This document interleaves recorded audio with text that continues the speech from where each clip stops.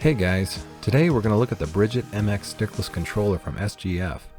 My first impression was one of surprise regarding their extremely fast assembly and shipping. The unit was in my hands within 3 days of ordering, even after requesting my own custom color scheme, so I know it wasn't pre-built. Anyway, the SGF Bridget MX stickless controller is based on the open source flatbox designed by Jay Fedor, and SGF has taken aim at a piece of that hitbox and junk food micro market share. They've done that by targeting people who want that pint-sized portability element front and center in a controller, and also by lowering the price point for an easier time circumventing the barrier of entry into the world of all-button controllers. At the time of this video, the Bridget MX unit costs a flat $100 shipped, and that's pretty reasonable in the world of fighting game peripherals. As far as size and weight, this unit is very small. Like, if you've never had experience with a flatbox before, then a first-time user may be surprised with the dimensions. Seriously, you could just drop this into your pocket at an event, it's that small. That may be a pro or a con depending on your size and your overall controller preferences.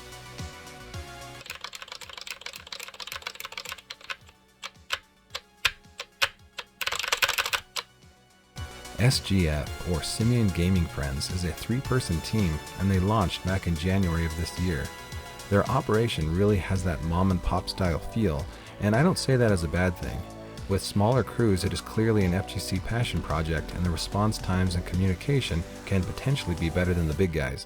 And as I mentioned earlier, this group clearly wants to be known for speed of shipment and high-end customer service. A unit in hand 2 to 3 days after an order is placed is crazy fast and seems to be their usual. They also offer a 30-day warranty, a quick turnaround on their Discord support channel, as well as hassle-free returns. Just by looking at the review section on their Etsy page, you can tell that they pride themselves on delivering a quality product as quickly as possible.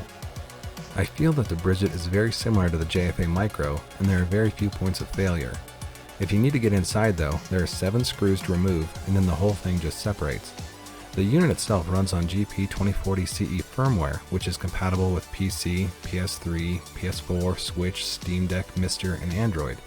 That means it works just fine right out of the box for all your favorite fighting games, and it also includes multiple options for SOCD cleaning, including the recent CPT change for the up plus down, reading as neutral as their default setting.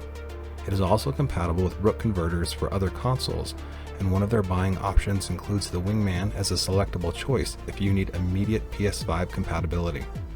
SGF uses globally sourced parts and then assembles everything in the US. In regard to the switches, these Bridget units come standard with Kale Chalk V2 Reds. They also utilize USB-C, and then the case and buttons are 3D printed using PLA and CF PLA filament, so they have that 3D printed texture to them.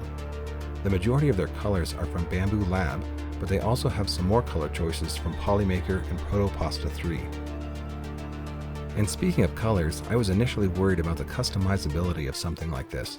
I really like to put art or my own stamp on my fight stick somehow, so I was relieved when I saw how free you were to mix and match colors, and just how accommodating SGF was in regard to their selectable options.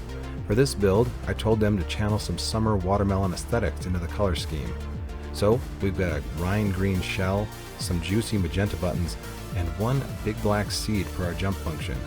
The color scheme would also work for that Arizona tea vibe with the addition of a 99-cent sticker. Anyway, several of their customers had similar ideas and many chose fun and original color choices. So, who is the Bridget MX for? To me, I see this as a unit for people who prioritize portability, as well as for people just looking to dip their toes into the all-button controller world without breaking the bank. You can always build a flatbox yourself, but if you don't have easy access to the PCB or to a 3D printer, then this is definitely an easier option. If you're looking for a cheaper alternative to hitbox or micros, and want to support a little grassroots controller startup, then this is your ticket. I'm excited to see where SGF will be in a few years. They are busy into the design and prototyping phase of new models behind the scenes, so this will be a company I'll have to check back in on to see what they're rolling out with next. For someone wanting something a bit more premium than this offering, SGF does offer a higher end version, the Zappa, which utilizes a Brook Fusion PCB. You can find both the Bridget and the Zappa on their Etsy, and I'll include the appropriate links in the video description. So, what do you think? Do you have experience with the Bridget? And if so, what color scheme did you go with? Let me know how it stacks up to my watermelon theme in the comments below.